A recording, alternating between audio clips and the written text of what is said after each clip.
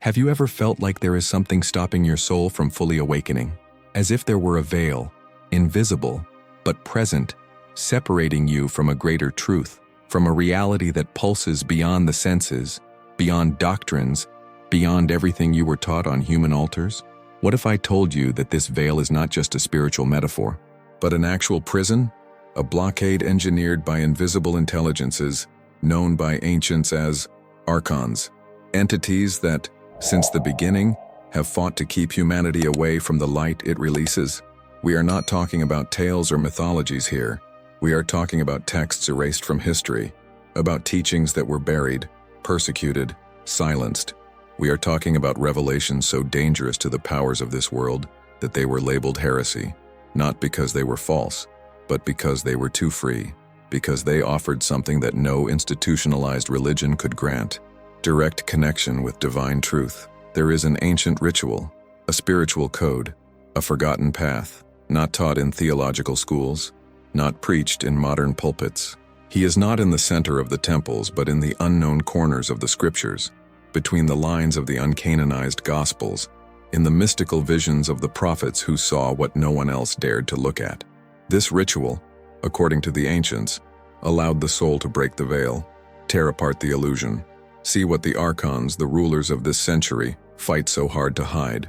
The Apostle Paul said, "Our struggle is not against flesh and blood, but against the rulers, against the powers, against the rulers of this dark world, against the spiritual forces of evil in the heavenly places."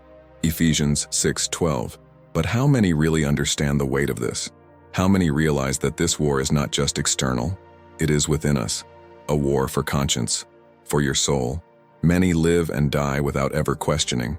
They accept ready-made truths, recycled dogmas, shallow promises. But there is something more, something that has never been fully told to you.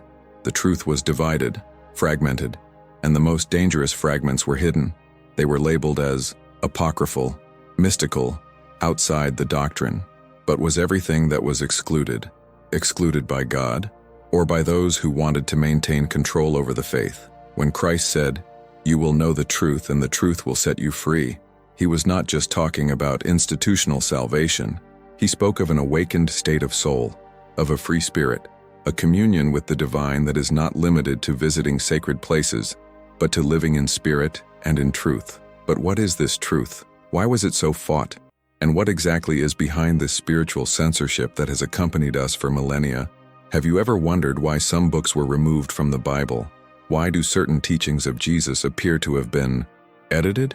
Why are there texts as old as the Gospels, and with words attributed to Christ himself, that never reached your church pews? This is not theory. This is history. This is occult spirituality. This is the memory of a path that was almost erased. And within that path, there were instructions. There was a code, a ritual, simple but powerful. A ritual that did not depend on temples or human authorities. A ritual that directly connected the spirit of man with the spirit of the Most High. This was what the Archons feared: the freedom of the soul, spiritual autonomy, the end of the cycle of domination. Do you feel this? This restlessness? That flame lighting up inside you? Maybe it's the spirit touching the spirit. Maybe it's the awakening beginning. And maybe, just maybe, you're ready to hear what few have dared to say. But be careful. What comes next is not for those who prefer to remain asleep.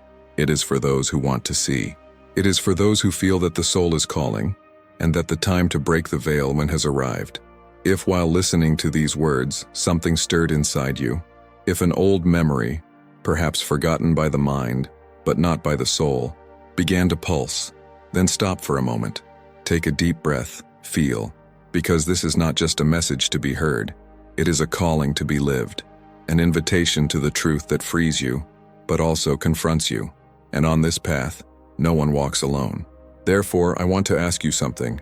Share in the comments, but not with ready-made answers, not with memorized phrases. Share your deepest doubts, your spiritual concerns, what you never had the courage to ask in the temples. Because here, in this space, we are gathered not to repeat what we were told, but to seek together what the Spirit can reveal. If at any point in this introduction, you felt your faith waver, if something that always seemed solid started to crack, talk about it, confess, Not as someone who makes mistakes, but as someone who is being wrong effect. It is often when beliefs are shaken that the truth begins to emerge, and there is nothing more sacred than allowing God to rebuild what the world has tried to shape by force. Also, leave your own personal reflection. Don't be afraid to be vulnerable here, because this space is a meeting point between seekers, real people, people who bleed, who believe, who doubt, who fall and get up, and who no longer accept living a blind spirituality. And if this message touched you in any way, leave a like. Not because it feeds algorithms, but because it helps this word reach others who are feeling the same spiritual thirst as you, people who may be on the verge of inner collapse and need to hear that they are not alone. Subscribe to the channel if you haven't already, not out of obligation, but out of purpose, because this is not just another video among many. This is a starting point, a portal that opens, and in the next chapters, we will go even deeper into this mystery. We will perform the ritual. Let's expose the code. Let's tear the veil. But first, comment below. My soul wants to see. My faith is under reconstruction. I want to break the veil. Whatever your truth is right now, write it down. Let it be your prayer, because sometimes all God expects is that you dare to start. Today we are going to reveal something that has been carefully hidden, not by chance, but by intention. A forgotten spiritual code, kept silent for centuries, often whispered in ancient papyri, erased from religious councils, and buried under layers of institutionalized theology. An ancestral ritual, simple in essence, but powerful enough to break the veil that covers the soul. A thick veil, placed by forces that operate far beyond matter, beyond logic, beyond natural vision. Spiritual forces that, according to ancient Gnostic traditions, go by the name of Archons. Maybe you've never heard that word, or maybe it did, and it sounded strange, uncomfortable, too esoteric to be quoted from the pulpit. But the Archons, according to the Gnostic Gospels, such as that of Thomas, that of Philip, and especially the Pistis Sophia, are intermediate spiritual entities created by a minor god, the demiurge, and in charge of maintaining the illusion in this world. They not only operate in the heavens but also in the structures of the system, religions, governments, dogmas. Your role? Prevent the awakening of the divine spark within man. Have you ever wondered why there is so much confusion when talking about the spirit? Why do so many religions disagree about what salvation is or what happens after death? Why are there doctrines that imprison more than they liberate? Maybe because there is, in fact, an intelligence behind the confusion. A manipulation that is not visible to the naked eye but that acts on the planes of consciousness, obscuring the truth that should be simple, accessible, alive. And that's where the mystery of the veil of the soul comes in. This veil is not a figure of speech. He is real. He is spiritual. He is what prevents many from feeling God in a true, intimate way. It's what makes a person pray and not feel an answer. It is what generates doubts, crises of faith, spiritual stagnation. Not because God was absent, but because something was placed between man and the Creator, something that blinds, distorts, recalibrates the perception of the soul. The Bible mentions this phenomenon in 2 Corinthians 4:4. The God of this age has blinded the minds of those who believe not, so that they cannot see the light of the gospel of the glory of Christ. And who is this God of this century? Some would say it is Satan, but the Gnostics go further. They say that there is a hidden hierarchy that answers to a lesser creator, a caricature of God who operates in the guise of light, but whose essence is control. They don't want you to know that the kingdom of God is within you. They want you to believe that you need a human mediator, an external ritual, a series of perfect behaviors to be accepted. But Jesus, in Luke 17:21, had already said, "The kingdom of God is within you." The veil, therefore, is this invisible structure that prevents the soul from awakening to the simplest and most powerful truth, that you already carry the light, that you are already a temple, that you can access God directly. And the ritual that we are going to explore, still hidden for many, is a symbolic map, a path of return, not away, but inward. To break this veil, more than religion is needed. Revelation is required. This ritual was erased from official history because it gave human beings back the power of reconnection. It eliminated dependency on systems. He showed the path to spiritual enlightenment through truth lived, not imposed. And that was exactly what the forces behind religious institutions feared. For an awakened people, a people that breaks the veil, is an uncontrollable people, unbreakable, indomitable. Have you ever noticed how over the centuries there has been persecution of any spiritual line that taught direct access to God? The Cathars, the Gnostics, the Essenes, the desert mystics, they were all silenced, burned, called heretics. And even today, anyone who dares to question the standard is seen as rebellious, dangerous, outside of correct doctrine. But who defines what is correct? Who benefits when the truth is fragmented? When we look at the Christ of the canonical Gospels, we see someone who broke with the religion of the time, who called the doctors of the law whitewashed tombs, who healed on the Sabbath, who walked with sinners and taught that the Father could be accessed without having to go through priests. And for that he was crucified, not because he was weak, but because it was not free, and the free spirit always bothers. Jesus did not come to found a new religion. He came to untear the veil of the temple, to open the way to the Holy of Holies, where the presence of God dwells, no longer in buildings, but in the hearts of men. And when the veil of the temple was torn, at the moment of his death, it was more than symbolic. It was the end of the separation. It was the beginning of the possibility of reconnection, but the world didn't want that. The Archons didn't want that. Then they began to rebuild the veil, this time not in fabrics, but in doctrines, interpretations, divisions. The forbidden ritual we are talking about here is not a magic formula, but rather a deep spiritual act, a return movement, a reunion with the Spirit. He is mentioned in a veiled way in texts such as the Gospel of Thomas, where Jesus says, "If you know each other, then you will be known, and you will know that you are the children of the living Father." Get to know yourself, recognize yourself, knowing who you are and who put that veil over your eyes. This is the starting point, the beginning of the journey of unveiling yourself, to understand that there is something beyond the surface of faith, something that was hidden, but that cannot be erased from the soul of those who sincerely seek it. And if you've made it this far, perhaps it's because this call resonated within you too. It's not by chance. It's no coincidence. It is the Spirit moving between the words. And it's just the beginning. May this revelation lead you to seek the truth, not in men, but in God Himself. Have you ever seen something similar? Comment below. If this message spoke to you, sign up to receive more revelations like this. But after all, who are these Archons? Where does this mysterious name come from, which we almost never hear in churches, but which appears strongly in ancient texts? Texts that have survived time, censorship, and the fire of religious bonfires. The word Archon comes from the Greek archon, which means ruler or prince. But these rulers are not visible politicians, kings, or emperors. No, they are spiritual rulers, hidden, invisible to human eyes, but deeply active behind the scenes of reality. According to the ancient Gnostics, such as those who wrote the Gospel of Thomas, the Gospel of Mary, and John's Book of Secrets, the Archons are entities created by an inferior being, the demiurge, who presents himself as God, but is not the true God. This demiurge, vain and proud, created the material world as a prison, an imperfect copy of the divine world, and placed the Archons over it as supervisors, true jailers of the soul.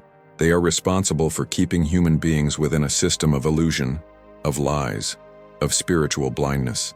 It is no coincidence that the Apostle Paul said in Ephesians 6:12, "For we wrestle not against flesh and blood, but against principalities, against powers, against the rulers of the darkness of this world, against spiritual wickedness in high places."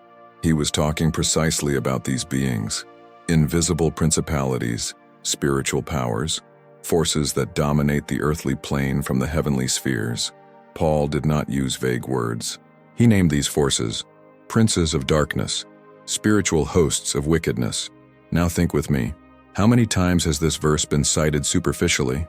How many times have you heard that the devil is fighting against you? But have you never been told what exactly these structures that operate in the spiritual world are? The Gnostics, centuries ago, were more specific. They clearly described who these princes of darkness are. They are the Archons, and according to them, these beings not only influence social, religious, and political structures, they act directly on the human mind. The Archons operate through illusion. They distort the perception of reality. They post thoughts, beliefs, ideas that seem true, but are prisons in disguise. They are masters of distraction, confusion, fear. His specialty is distortion of the divine. They take the truth and shape it. Man, they manipulate, they shuffle. They want you to believe that God is distant, harsh, unapproachable. They want you to think that your salvation depends on external rules, on human mediators, on a constant effort to deserve the love that has already been freely given to you. These forces are experts at creating systems. They create religions that imprison instead of freeing. They create doctrines that place more burden than relief. They create a God who punishes more than he forgives, who demands more than he loves, who controls more than he releases. But behind it all is your real war, the war for your conscience. And here's a crucial point that few have the courage to say out loud. Archons are not demons in the classical sense, horns, fire, brimstone. They are much more subtle, much more dangerous. They are mental, spiritual, energetic entities. They are the voices that whisper within religious and political systems.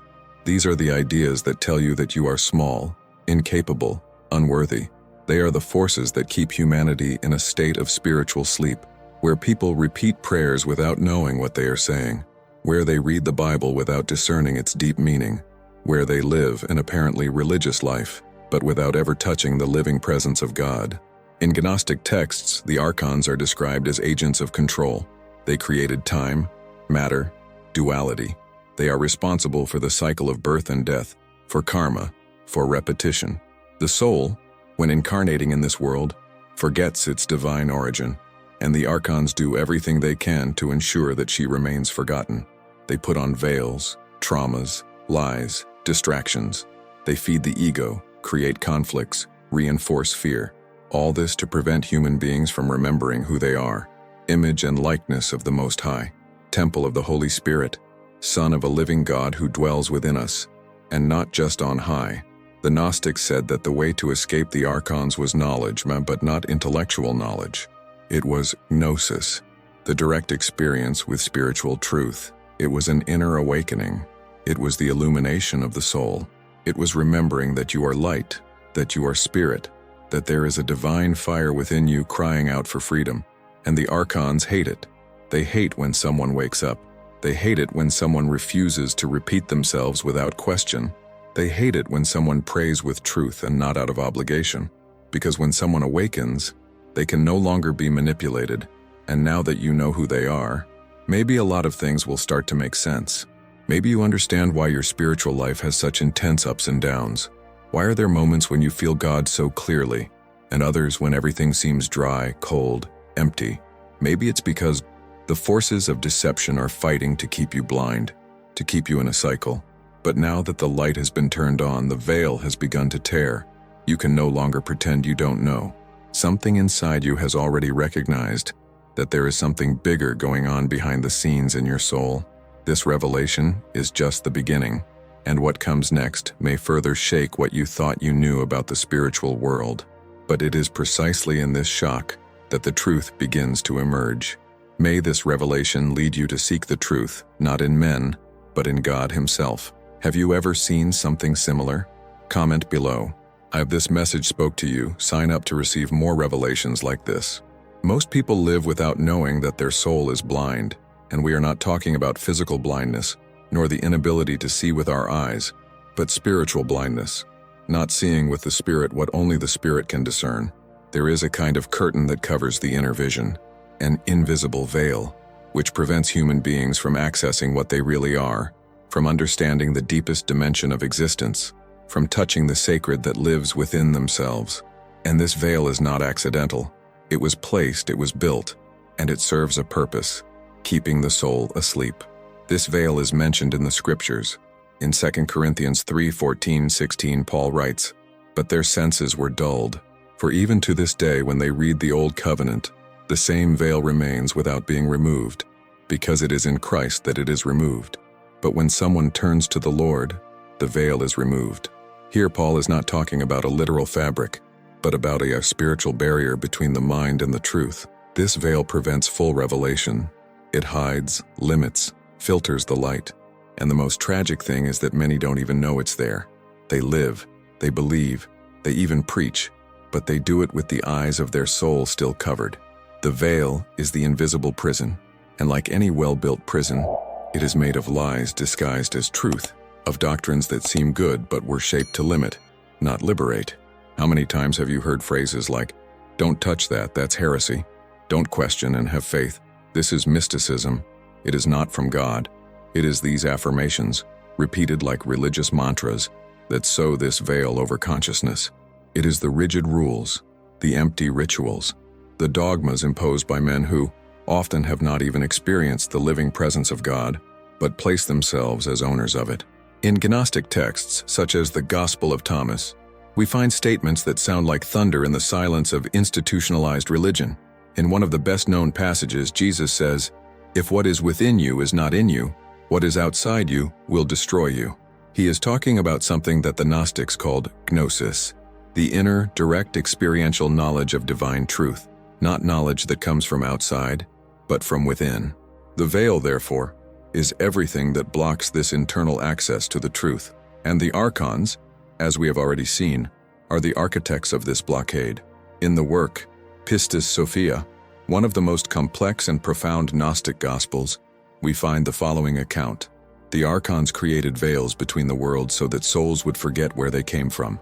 Mind you, we are not just talking about ignorance. We are talking about induced spiritual forgetfulness, a kind of sacred amnesia.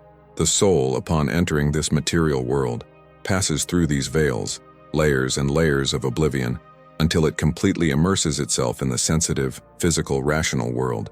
And then she starts to believe that she is just body, just mind, just name, profession, CPF. She forgets that she is eternal. Forget that it is divine. You forget that you already knew the light before you were even born. And this forgetfulness is reinforced by a failed spiritual system. How many churches today actually talk about awakening? How many encourage you to seek the Spirit on your own, in fasting, in meditation, in sincere and deep prayer, outside of the Sunday liturgy? How many teach you to enter the Holy of Holies on your own, to tear the veil of the temple within yourself? Very few, because the majority still maintains the veil, even after it has already been torn on the cross. Do you remember what happened at the moment of Jesus' death? Matthew 27:51 says, "And behold, the veil of the temple was rent in two from top to bottom. The earth shook, and the stones split apart." This physical veil separated the people from the presence of God. Only the high priest could cross it once a year. But with the death of Christ, this veil was broken, symbolizing the end of the separation between God and men. However, spiritually, many continue to sew new veils, with human traditions, distorted interpretations, legalisms, and fears. It is as if the physical veil has been torn away, but a new psychological and spiritual veil has been created in people's hearts.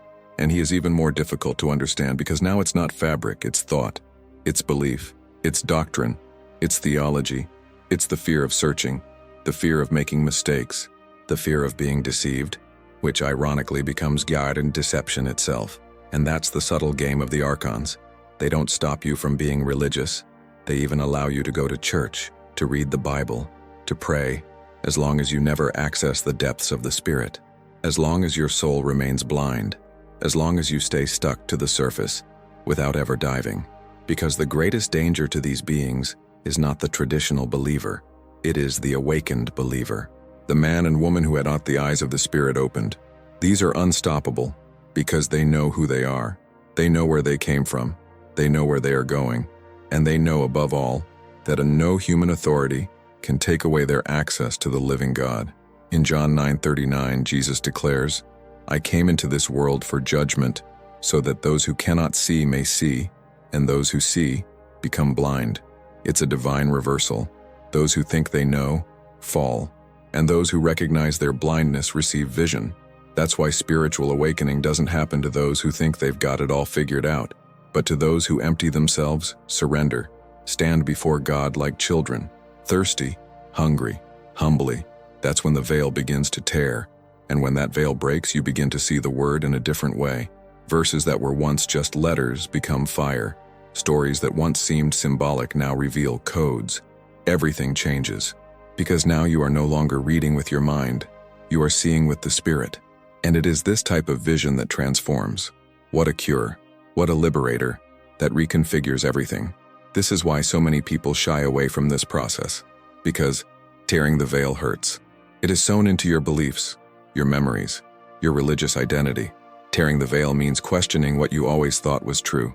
It means allowing God to show you something that perhaps contradicts what the pastor said, that perhaps goes beyond what the system tolerates. But it also means getting closer to the truth like never before. It means living, no longer by tradition, but by revelation. Are you ready for this? May this revelation lead you to seek the truth, not in men, but in God Himself. Have you ever seen something similar? Comment below. If this message spoke to you, sign up to receive more revelations like this. But what if I told you that this veil, this spiritual blindness, was not just a consequence of human sin or the fragility of the flesh, but rather part of a carefully planned project? A plan of spiritual concealment that involved invisible forces, yes, but also very visible institutions, religions, advice, translators, governments, men who, over the centuries, defined what you could and could not know, what was sacred and what should be silenced. Because yes, there are fragments, old records, hidden texts, books considered dangerous, and they speak in all letters of a hidden code, a map for the soul, a set of spiritual instructions that, if practiced, would allow breaking the prison of the body, the mind, the system, the world. A code that unmasks the Archons, that breaks the cycle of illusion, which leads the soul back to its origin, to the true Father. These records are not in the pews of traditional churches. They are not read in conventional services. They are not in religious morning devotions. They are buried, literally. They were buried for centuries until, through a kind of divine intervention, or perhaps just historical justice, they were brought to light. Among them, the Book of Enoch, the Dead Sea Scrolls, and the texts of the Essenes. Let's start with Enoch, the seventh from Adam, a man who walked with God and did not see death. His book is one of the most mysterious ever written, although cited and respected by Jews and early Christians, including New Testament authors such as Jude, who mentions it directly in verse 14. The Book of Enoch was banned from the official biblical canon. Why? Because he talks about fallen angels, of secret teachings, of heavenly secrets revealed to humanity, and of a judgment coming upon the spiritual forces that corrupted creation. In chapter 1, verse 2, Enoch states, "The Lord will come with myriads of his saints to execute judgment on all and to convince all the wicked." This language is repeated in the New Testament, but the most controversial content of Enoch is in the description of the Gakim Watcher Zone, angels who descended to earth and taught humanity things that were not destined to be known at that time. Astrology, metallurgy, enchantments, magic. Enoch denounces them, but at the same time it records God's profound spiritual practices, visions of God's throne, interdimensional travel, and a hidden code that would reveal how the soul can return to the original light. Now stop and think. If Enoch was so important to the early Christians, why was he excluded? Why did the institutional church decide this book was dangerous? What was there that put the structure that was being built at risk? And it doesn't stop there. In 1947 at Qumran, on the shores of the Dead Sea, Bedouin shepherds found dozens of clay jars with ancient manuscripts. It was as if the desert had kept a secret for 2,000 years. The texts found there, and today known as the Ma'as and Dead Sea Scrolls, included parts of the Hebrew Bible, but also writings never before seen, documents that revealed the lifestyle of a community called Essenes, a separatist group that sought absolute spiritual purity. The Essenes did not follow the religious standards of the time. They rejected the temple in Jerusalem, which they considered corrupt. They lived in communion, fasted, meditated, practiced purification rituals with water, something similar to baptism, even before John the Baptist. But most impressively, they kept deep spiritual secrets. Fragments of these texts speak of a knowledge of light, of on higher kingdoms, of on a battle between the children of light and the children of darkness, and of a master of justice who would come to bring revelation to the righteous. Could this master have been Jesus? It is no coincidence that John the Baptist, Jesus' cousin, appears in the desert, baptizing. Many scholars believe that he had direct contact with the Essenes, and if this is true, then part of Christ's teaching is deeply connected with this mystical and rebellious tradition, a tradition that was erased, silenced, hidden, because it taught man to have direct contact with the divine without having to go through the corridors of the temple. Now think, what if this ritual, this ancient code, had been preserved in part in these texts? What if there were instructions, veiled, symbolic, spiritual, that could guide the soul along the path back to the source? Instructions that involve fasting, silence, deep prayer, contact with the inner light, rejection of the worldly system? And if you were, is this why so many texts were destroyed, rewritten, omitted?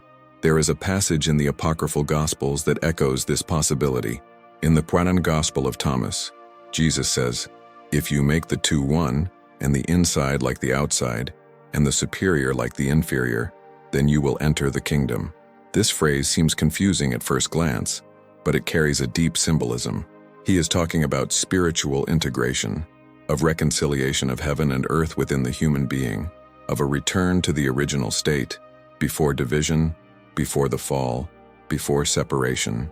This is the true purpose of the occult code, to reverse the process of spiritual fragmentation, to bring back unity, restore the direct connection with the Father, break the cycles of guilt, fear, and control that have been imposed, not just to achieve future salvation, but to live the kingdom now within, here.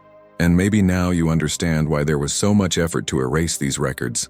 They empower the individual.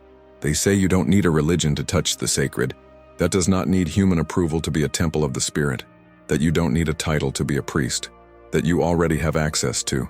May God dwell in you, that the kingdom is near, and more than that, it is within, and that, for many, is too dangerous, because a people who know who they are, who have their eyes open, who tore the veil and accessed the code, are a people who can no longer be manipulated, who do not bow to fear, which is not driven by guilt but by revelation, who does not obey out of imposition but out of love, a people who not only wait for the coming of Christ, but manifest Christ now, in life, in spirit, in truth. May this revelation lead you to seek the truth not in men but in God Himself. Have you ever seen something similar? Comment below. If this message spoke to you, sign up to receive more revelations like this.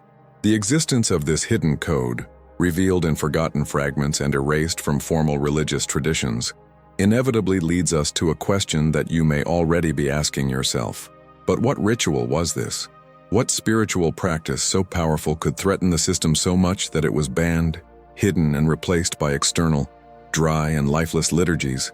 Why was this knowledge kept only in small mystical circles, in almost destroyed manuscripts, away from the eyes of the crowds? The answer, although uncomfortable, is simple. This ritual was too dangerous and for the control system. It did not depend on temples, on priests, on tithes, on dogmas. He taught man how to enter, alone, into the Holy of Holies, touching God without intermediaries, to encounter the Spirit within oneself, and not just in places consecrated by human hands. We are not talking about something magical, nor about a ritual full of physical objects or obscure formulas. We are talking about an internal, deep, transformative spiritual process, a practice of direct revelation, where the soul not only seeks, but is sought, an encounter with the divine that cannot be explained in words, but is recognized in the Spirit. The basis of this ritual involved three fundamental elements that still live today in silent traditions, among sincere seekers, among those who decided to go beyond the walls of religion and delve into the deep waters of God's presence. The first element was deep meditation, not as an Eastern technique dissociated from the gospel, but as a state of absolute silence before the Most High, a total emptying of the ego, of thoughts, of the noise of the world, to hear the voice that speaks within the soul. The ancients called this descending into the inner sanctuary.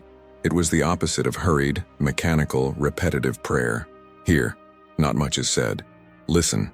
Listen with the Spirit. Listen with a bare heart. This silence was not the absence of sound. It was the presence of essence. Meditation was the beginning of breaking the veil, because in silence the soul begins to see. And what she sees is not an image but a spiritual reality, a light, a presence, one touch. It's as if the world disappeared, and only Him was left. The second element was the use of a power word. This word was not chosen at random.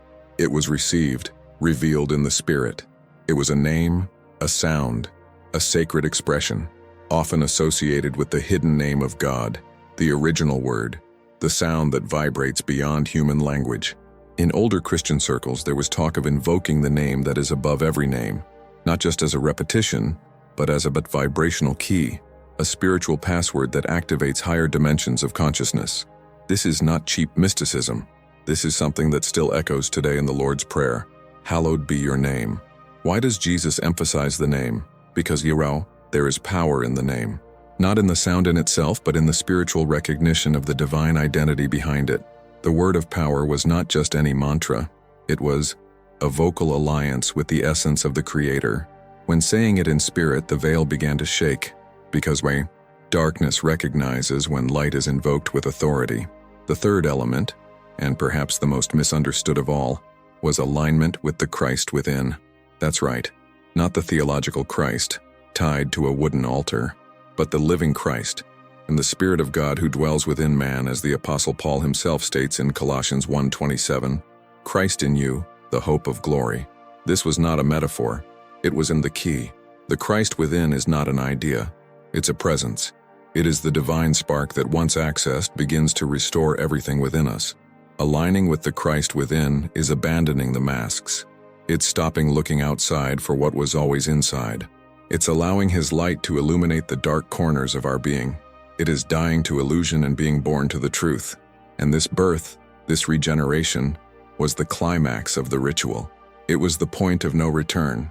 After that, nothing made sense in the same way, because now the soul had remembered who it was.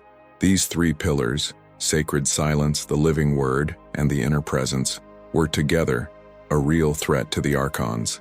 Because a soul that is silent before God, calls upon the name with understanding, and unites with the Christ within itself, can no longer be dominated, can no longer be caged by systems. It can no longer be kept in the dark. She becomes light. And as the Gospel of John says, the light shines in the darkness, and the darkness has not overcome it.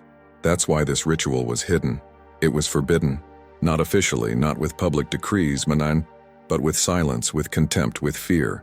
It was labeled heresy, called mysticism, Gnosticism, deception. Why? Because a people that encounters God without needing religion, is dangerous. A people that listens to the Spirit without an institutional filter is uncontrollable. And maybe, deep down, you always knew that. Maybe at some point in your life you felt there was something more, that the ceremonies, the preaching, the praises, although sincere, did not completely fill the spiritual void. Maybe you cried silently, wondering why you no longer felt God like you used to. Maybe your soul is already asking for this reunion, and now, maybe you understand. What you were looking for on the outside was always waiting for you on the inside. May this revelation lead you to seek the truth, not in men, but in God Himself. Have you ever seen something similar? Comment below. If this message spoke to you, sign up to receive more revelations like this. And now we come to one of the most important questions of this entire journey. Why did the Archons prohibit this ritual? Why did a practice of reconnection with God, simple, pure, interior, become a taboo, a secret, a threat to be silenced? The answer is not just in ancient texts or Gnostic mysteries. The answer lies in what happens when someone breaks the veil. Because whoever breaks the veil awakens, and whoever awakens can no longer be manipulated. That is the essence of this whole spiritual conspiracy. It's not just about hiding information. It is about preventing human beings from discovering their true power. The power to connect directly with the Most High, without needing the approval of any institution, without the intermediation of dogmas, without the control of official religion or political and social systems. Because once the soul recognizes its divine nature, it breaks free from the prison that has been built around it. And this is unbearable for the Archons, because their control depends on ignorance. They feed the darkness. They thrive when you don't know who you are, when you live in fear, when you depend on others to know if you are saved, if you are accepted, if you are worthy.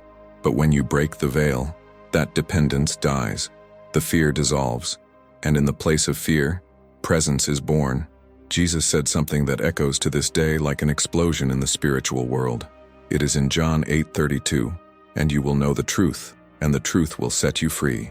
This phrase, simple and direct, is a sentence against all powers that try to imprison the soul, because the truth sets you free, but not just any truth, not a theory, not a systematized doctrine. We are talking about lived spiritual truth, revealed by the Spirit of God directly to the spirit of man. And see the context of this speech by Jesus. He was confronting the religious people of his day, Pharisees, teachers of the law, men respected in the synagogues. They called themselves children of Abraham, heirs of the promise, knowledgeable of the Torah.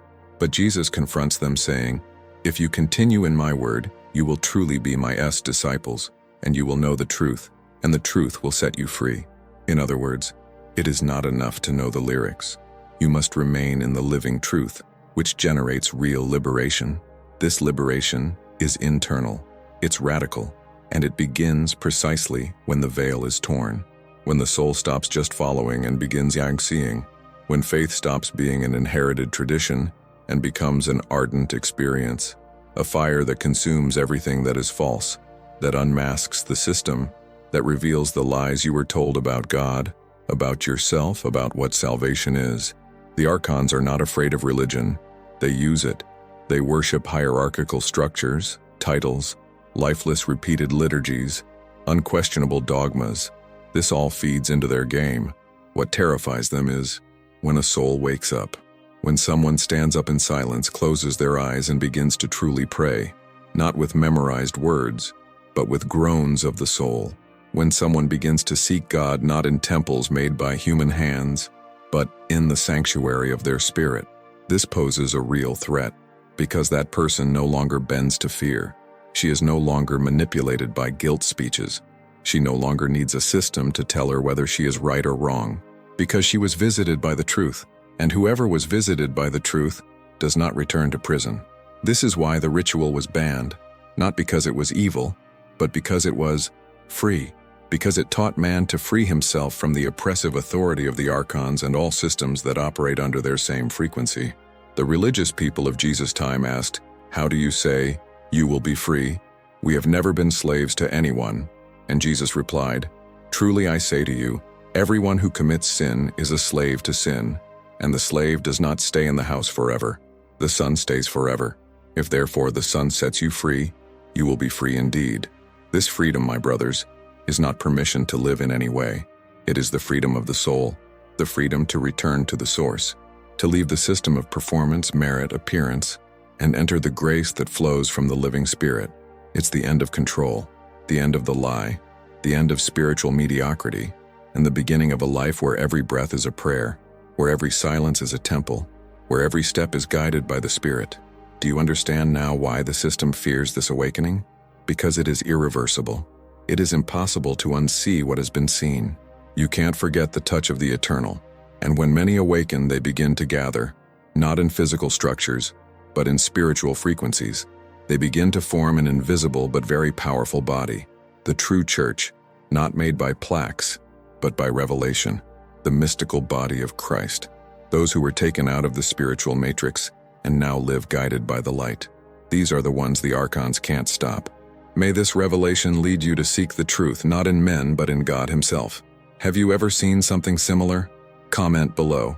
If this message spoke to you, sign up to receive more revelations like this.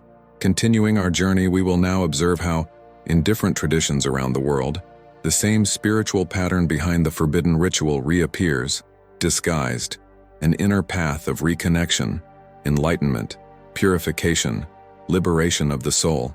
These similarities suggest that this is not a coincidence, but rather echoes of a greater truth, an ancient universal knowledge that has been preserved in different forms throughout history. From the mysterious cults of antiquity to modern esoteric lines, it reappears like a hidden seed, ready to germinate in the soul of those who seek sincerity with God and with themselves. Echoes of ancient ritual in various traditions. Ancient mysteries, Eleusinian mysteries. In the secret rituals of the Eleusinian mysteries in ancient Greece, there was a deeply spiritual path of initiation. These rites were kept in absolute secrecy.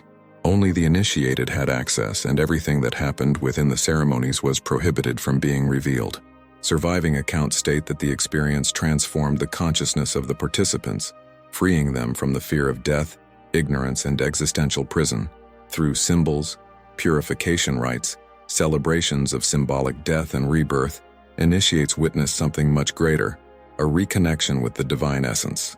This structure, secret initiation, purification, inner experience, spiritual rebirth, echoes strongly with the concepts of veil of the soul, inner awakening, and hidden code that we have been exploring. In other words, the ritual we are revealing now could be a variant, modified, distorted, or silenced, of this same sacred pattern. Esoteric and Kabbalistic traditions, Hermetic Kabbalah, and mystical currents.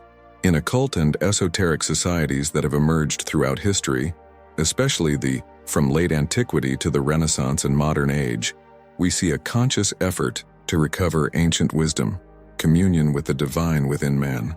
The Hermetic Kabbalah, for example, combines Jewish, Greco-Roman, Egyptian, Neoplatonic, and mystical traditions in a symbolic system that aims at spiritual elevation, reconciliation between the visible and the invisible, and the awakening of consciousness.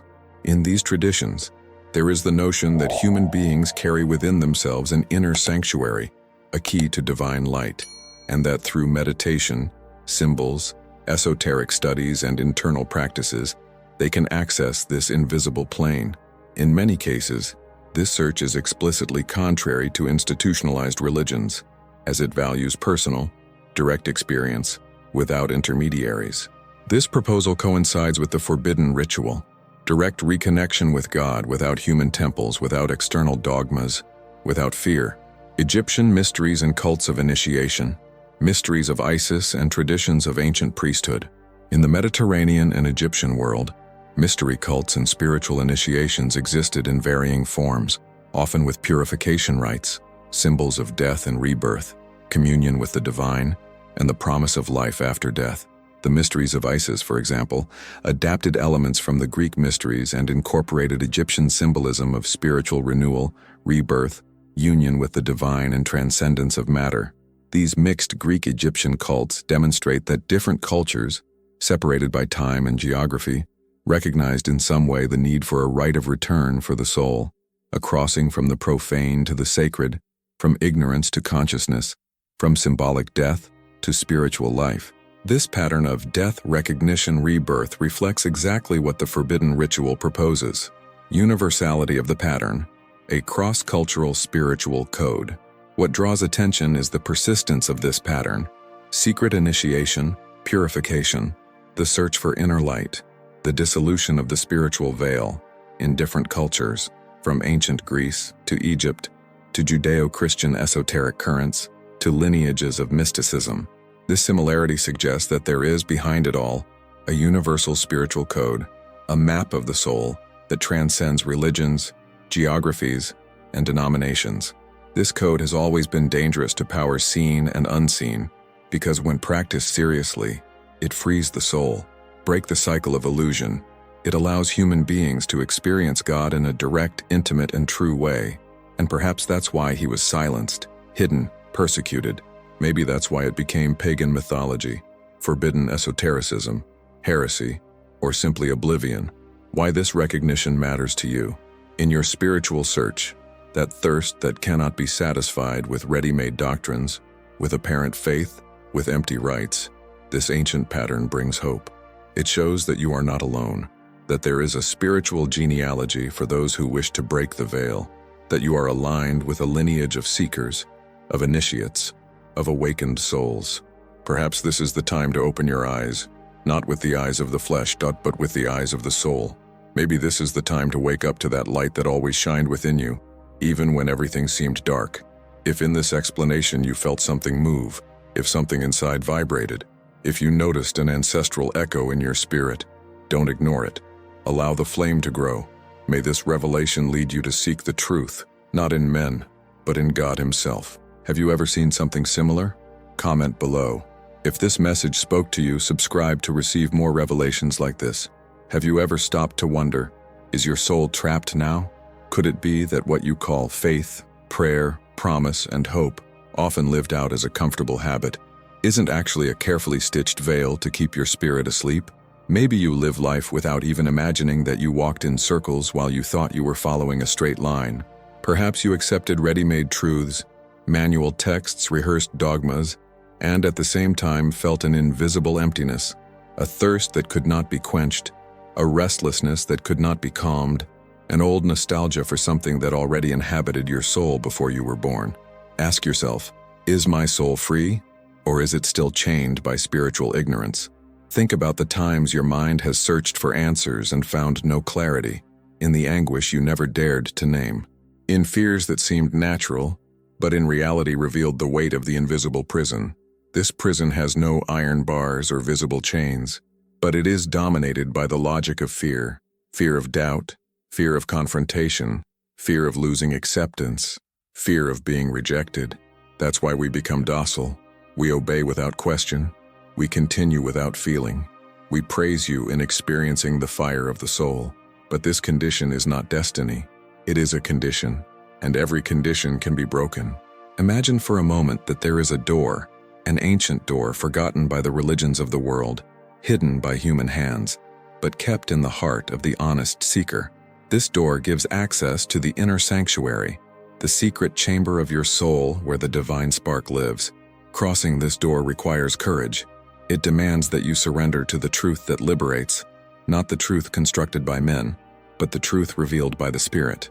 It demands that you give up depending on empty rites, repeated formulas, ready-made speeches. It requires you to look within, breathe deeply, let Him stand naked before God, question everything with humility.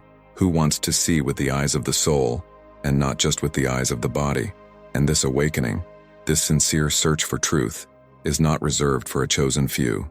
It does not depend on title, denomination, or human merit. It is open to anyone who dares to want more. For everyone who is tired of living in the middle ground.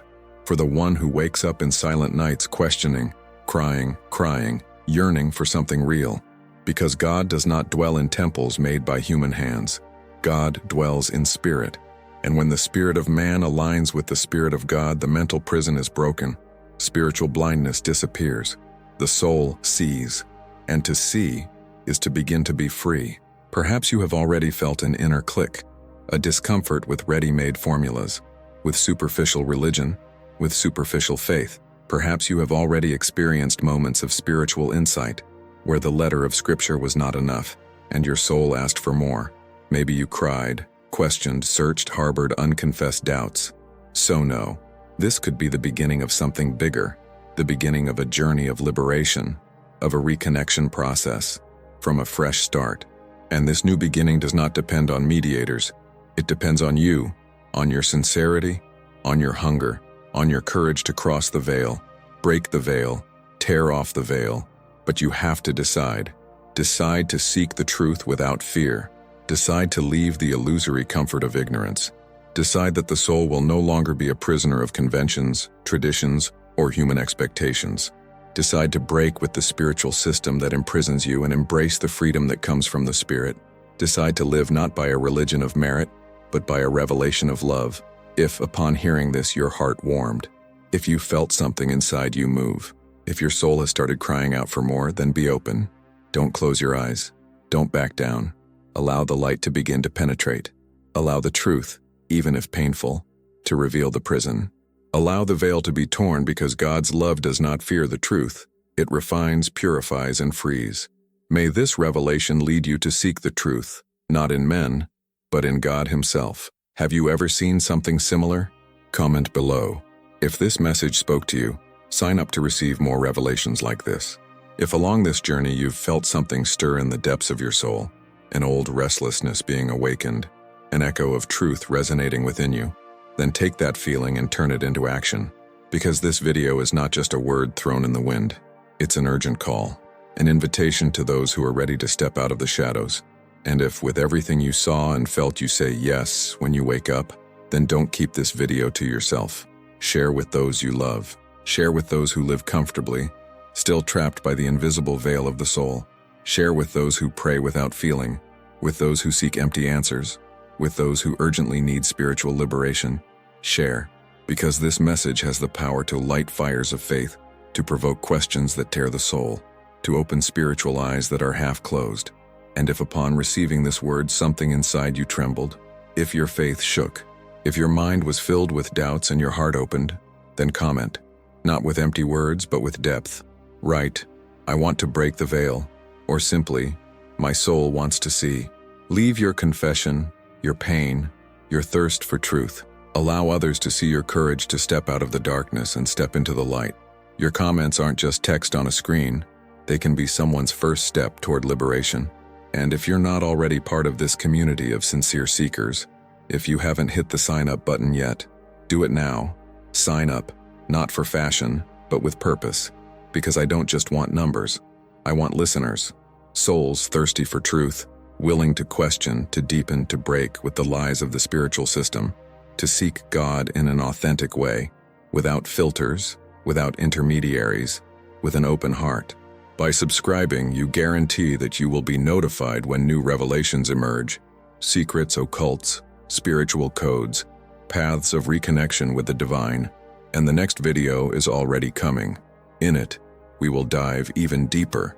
We will reveal something that few have dared to touch. The secret of the pre-existing soul, according to Jesus. The mystery that connects us to eternity before time, to life before matter, to the presence of God before creation. This topic will shake structures. You will compare ideas. It will free consciences, and you won't want to miss it. But it all starts with your decision. Decide to break the veil. Decide to seek the truth, even if it challenges everything you've learned, even if it dismantles certainties, even if it leaves you vulnerable before God and yourself. Because spiritual freedom was never given by churches. It was never sold by dogma. It has never been achieved by human systems. Freedom comes by the Spirit. It comes through revelation. It comes when the soul dares to wake up. And when she wakes up, the world will never be the same. So before I end this video, make a silent promise. Promise yourself that you will not accept half-truths, that you will no longer live on the surface of faith, that you will seek God where He has always been within you, who will cry out sincerely, that will tear up the lie, that will let the light penetrate, and that you will walk with courage, discernment, and true faith. May this revelation lead you to seek the truth not in men but in God Himself. Have you ever seen something similar? Comment below. If this message spoke to you, subscribe to receive more revelations like this.